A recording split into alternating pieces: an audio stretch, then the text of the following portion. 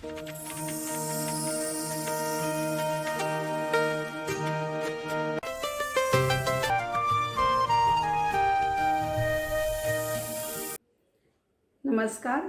शब्दसंजीवनीमध्ये तुमचं पुन्हा एकदा स्वागत.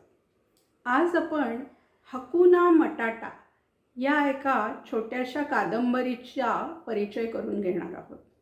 या कादंबरीचं लेखन मंजुश्री गोखले यांनी केलं आहे आणि हे पुस्तक प्रकाशित केलं आहे मेहता पब्लिशिंग हाऊस यांनी. तर या कादंबरीचा नायक आहे छोटासा मेघन. मेघन हा शाळेत जाणारा मुलगा त्याच्या मित्रमैत्रिणींमध्ये खूप लोकप्रिय असतो आणि तो खूप खेळकर, हसरा आणि एकदम चळवळ्या स्वभावाचा मुलगा असतो. त्याला सारखी मजा करायला आवडत असते आणि अभ्यासात पण तो खूप हुशार असतो बरं का. एकदा त्याचा शाळेमध्ये पहिला नंबर येतो. सगळ्या तुकड्यांमध्ये तो पहिला येतो. त्यामुळे त्याच्या आईबाबांना साहजिकच खूप आनंद होतो. मग त्याचे आईबाबा त्याला बक्षीस म्हणून एक खूप छान चित्रपट बघायला घेऊन जातात. तुम्ही पण तो बघायला गेलेला असालच. तुमचाही तो आवडता पिक्चर असेलच. माहिती आहे ना, ज्याच्यामध्ये सिम्बा नावाचा सिंह होता, अगदी क्यूट असा सिंह. बरोबर, द लायन किंग. तर तो लायन किंग बघायला जेव्हा जातो तेव्हा त्याला तो पिक्चर तर खूप आवडतोच आणि त्यातला तो सिम्बा सिंह तर त्याला खूपच आवडतो. मेघन राहत असतो त्या इमारतीला खूप मजले असतात. त्यात मेघन राहत असतो 10व्या मजल्यावरती. तर अशा ज्या इमारतींना खूप मजले असतात तिथे काही नियम असतात. तर त्या इमारतीचा असा नियम असतो की पाळीव प्राणी घरामध्ये पाळायचे नाहीत, कारण त्यांना नीट वातावरण मिळत नाही ना अशा मोठ्या इमारतींमध्ये. तर मेघनला कोणी भावंड नसतं, घरामध्ये कोणी खेळायला नाही याचं त्याला खूप दुःख असतं. म्हणून तो नेहमी आईबाबांना म्हणत असतो की आपण एखादा कुत्रा तरी पाळू, मांजर तरी पाळू. पण इमारतीमध्ये राहणाऱ्या सोसायटीतल्या लोकांची त्याला परमिशन नसल्यामुळे तो असा काही पाळीव प्राणी पाळू शकत नसतो.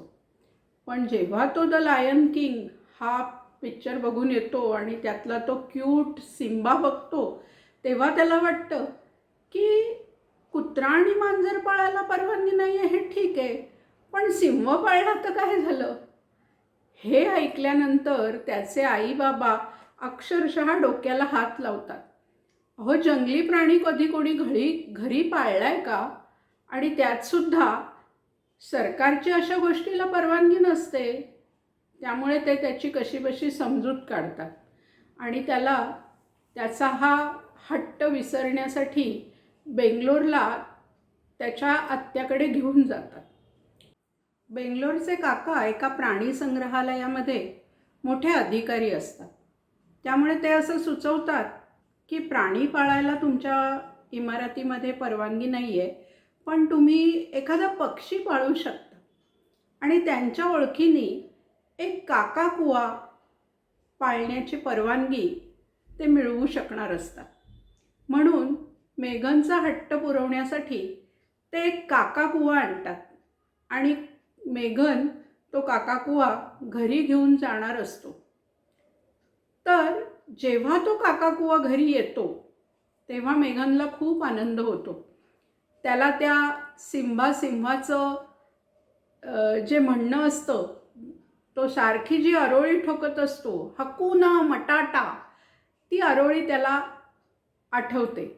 हकुना मटाटा म्हणजे तुम्हाला माहितीच असेल. हकुना मटाटा म्हणजे डोंट वरी, बी हॅपी, नेहमी आनंदात राहा, कुठलीही काळजी करू नका.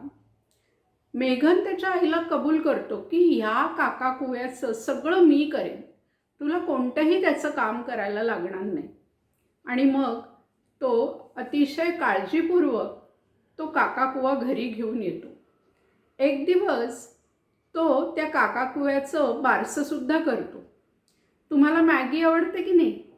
तर मेघनला सुद्धा मॅगी आवडत असते. म्हणून तो त्या काकाकुव्याचं नाव ठेवतो मॅगी. नंतर मेघनचे मित्र आणि मैत्रिणी आणि मेघन यांना सगळ्यांना तो काकाकुवा, मॅगी काकाकुवा इतका आवडायला लागतो की सगळ्यांची त्याच्याशी खूप मैत्री होते.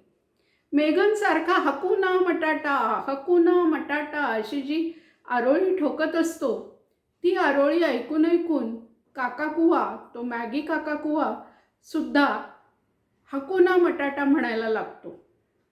कारण तुम्हाला माहितीच असेल की काकाकुवा आपल्यासारखे बोलू शकतात, आपली ते नक्कल करू शकतात.